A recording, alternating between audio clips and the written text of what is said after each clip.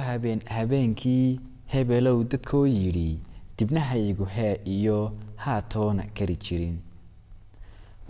habeenkii halka saaco mirir iyo hankakaabsi faras iyo hardafyaaci jiraye hawo laydha noqon jiray.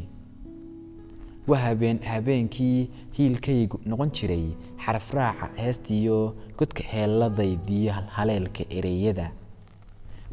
habeenkii hooyaday warkeedii wuu keli hadraa iyo walibuu halkeediyo ugu tegay hoggeedii aabba loo haltabin jiray.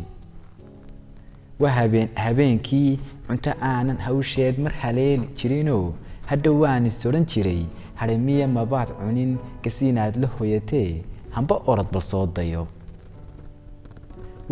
habeenkii haddii aan aboorkiyo ayaxaadka duuliyo ku hakada quraanjada hadal loo qushuuciyo cibro aan ka heli jiray.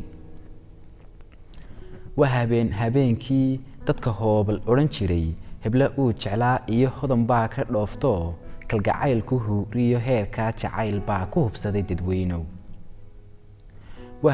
habeenkii hirashadu gadeediyo hibashadu carteediyo gocashadu hirkeedii beri hore wixii dhacay hinqomaan i odhan jiray.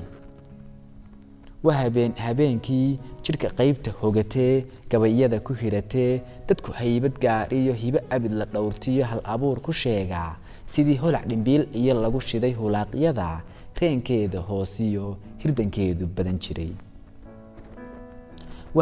habeenkii ummad aanan hayn iyo tarab dad heellani sidii ay hortaydiyo fadhiyaan hareeraha anu howlanaan jiray. habeenkii hiyig iyo gaaraadkiyo hamigiyo ka shayduba sidii ay dhul hawd iyo hadda baaxad yeesheen ku hallaabi jira iyeen kolba haabka dhici jiray. habeenkii hir khayaal ka muuqdiyo dhalanteed hawaawigu igu heermi jirayee humaagaygu badan jiray. habeenkii dhaxan haysa uunkoo qofba huga dushiisiyo hagoogan jirayeen ana hoori jiray dhidid. habeenkii fal shalay huleeliyo ku hadeer dhantaalmiyo ka hadhow dhacayaba aan hilaadin jiray iyeen saadaal ku heli jiray. habeenkii hindi eeshiyaankiyo holland washington iyo qaaradaha hadoodila hanka iyo gaaraadkay kolba meel u hoyan jiray.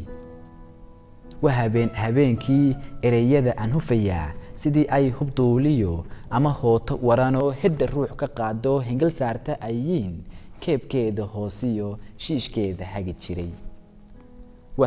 habeenkii fikirkaygu hayn jiray lugta horu dhaqaaqdiyo halbowlaha jirkaygiyo gacan haadintayde haya ii wad sheekada.